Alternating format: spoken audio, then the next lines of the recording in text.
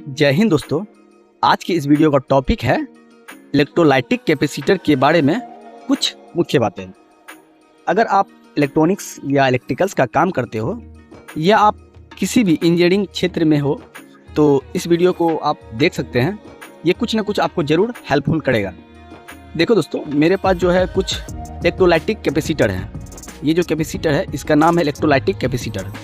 और एक बात मैं बता रहा हूँ दोस्तों, ये देखो, ये भी जो है इलेक्ट्रोलाइटिक कैपेसिटर जैसा लग रहा है पर ये है नहीं। ये एक्चुअली जो है बैटरी है। ये देखिए, ये बैटरी का ये प्लस सिरा है और इधर कुछ नहीं है तो ये माइनस है। ठीक है, तो काफ़ी लोग जो है इसको देख के जो है ये कंफ्यूज रहते हैं, ये बैटरी है या कैपेसिटर है।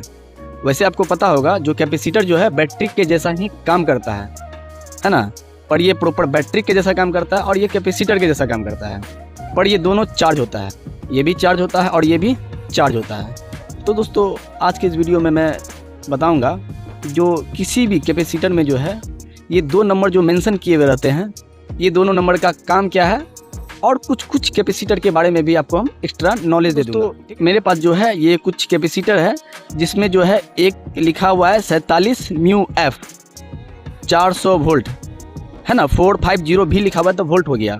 और 47 ये जो है यू उल्टा यू एफ जो लिखा हुआ है इसको काफ़ी लोग जो है म्यू एफ कहते हैं, काफ़ी लोग एमएफडी कहते हैं, काफ़ी लोग जो है आपको माइक्रोफेराड कहते हैं। तो अपने अपने अनुसार से जो लोग कहते हैं, और काफ़ी लोग जो है जैसे इसका नाम तो है इलेक्ट्रोलाइटिक कैपेसिटर, काफ़ी लोग इसको कंडेंसर भी कहते हैं। तो अपना अपना लैंग्वेज है, उसके लिए हम या कोई किसी को रोक नहीं सकता है ना। तो देखो, इसमें किसी भी कैपेसिटर में जो है आपको एमएफडी और वोल्ट क्यों दिया जाता है, इसका काम क्या है ना, इसके बारे में हम कुछ समझेंगे।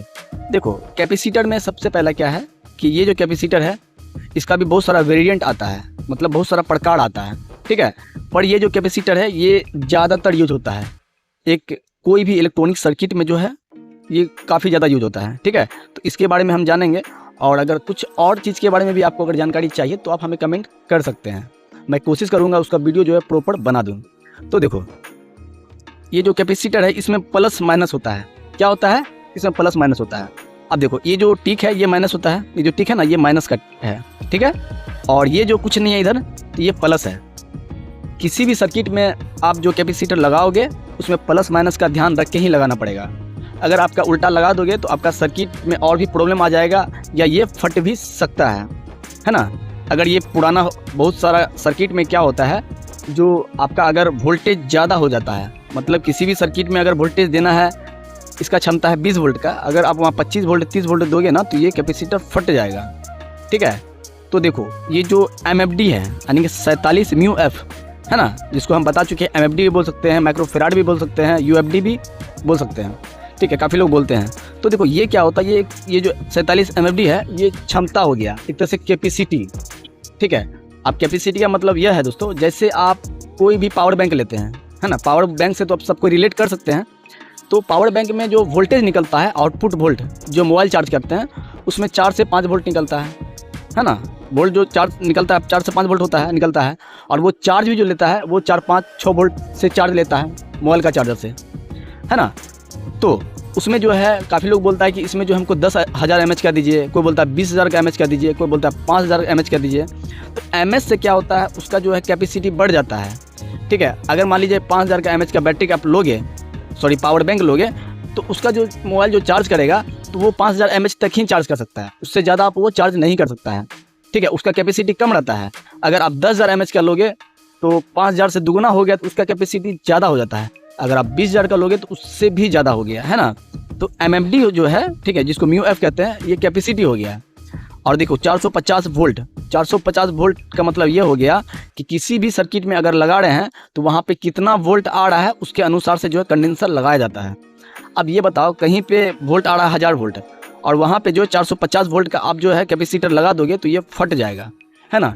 जैसे देखो, मेरे पास ये सर्किट है ना, ये क्या है, ये सर्किट है और ये जो है एसएमपीएस सर्किट है, जिसका यूज जो है आपको सेटअप बॉक्स होता है ना, फ्री वाला सेटअप बॉक्स, उसमें किया जाता है। अब ये बताओ, देखो, सबसे पहले तो ये जान लो कि कैपेसिटर का काम जो है क्या होता है, क्या काम होता है। देखो, किसी भी कैपेसिटर का काम होता है कि वोल्टेज का फ्लैक्चुएट को जो है ना, फ्लैक्चुएशन को जो है स्टेबल करता है। मतलब वोल्टेज को स्टेबल करता है, एक तरह से फिक्स करता है, ठीक है। फ्लक्चुएशन को जो है वो अस्थिर करता है। अब जैसे मैं बता रहा हूँ, देखो इसमें एक और भी उदाहरण बोल सकते हैं, अनप्योर को प्योर करता है। मतलब कहीं वोल्टेज जो है थोड़ा बढ़ घट रहा है, ठीक है, तो उसमें आप कंडेंसर लगा दोगे तो वो फिक्स हो जाएगा। क्या हो जाएगा? फिक्स हो जाएगा।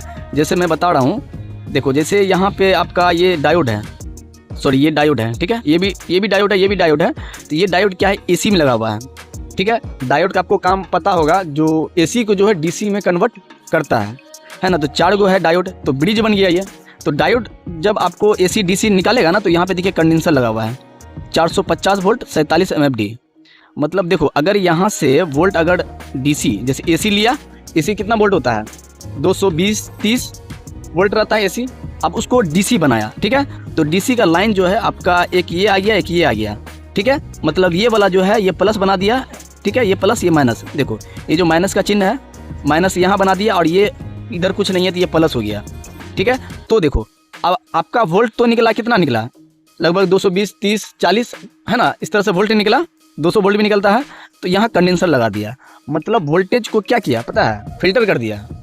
डीसी वोल्ट को क्या किया, फिल्टर कर दिया, एक तरह से फ्लेक्शन जो भी होगा उसका वो एकदम बिल्कुल स्टेबल कर दिया, ठीक है।